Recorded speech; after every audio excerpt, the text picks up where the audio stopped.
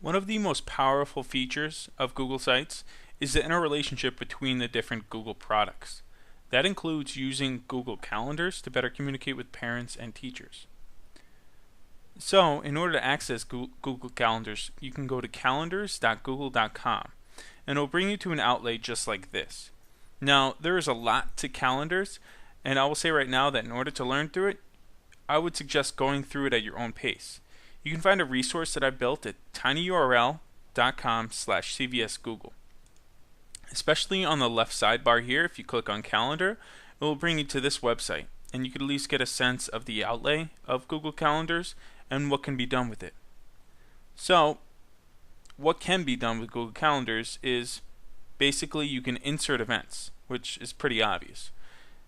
From that, you can also share these events and particular calendars with students, parents, essentially anyone that you want.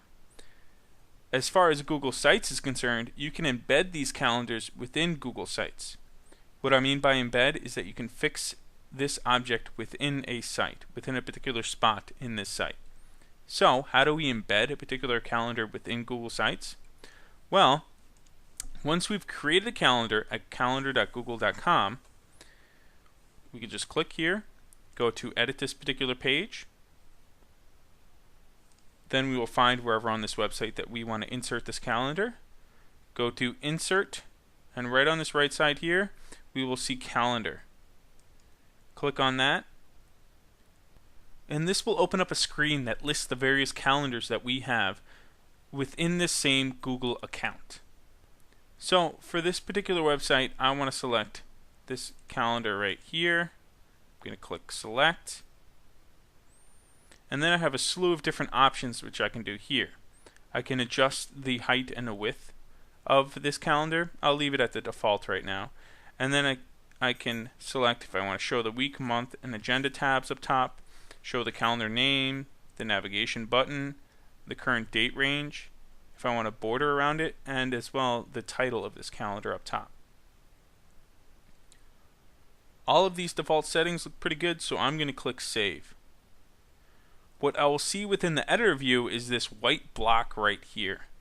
Now this doesn't give me a good sense of what the visitor will view, but I can do that by clicking Save.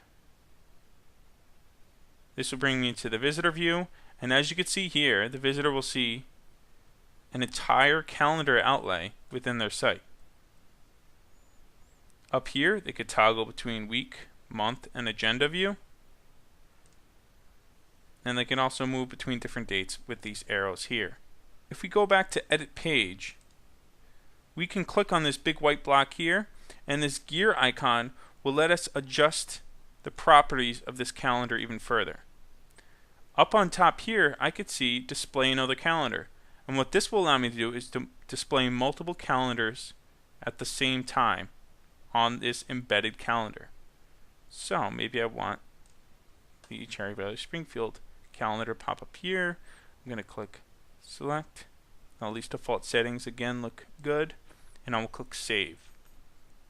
And then save one more time to go into the visitor view, and you can see right here that I have a lot more active events in this calendar. Now when students see this on your website, one very useful tool that they can use is this little tiny button down here. When they click on that button, it will enable an option where they can add this calendar into their own personal calendars. If this was not my own calendar, if they clicked this calendar, they would see a flash screen that asked if they wanted to add this calendar to their calendar list. Then, when they are in calendar.google.com, they will see this calendar down here in the My Calendars or in the Other Calendars list.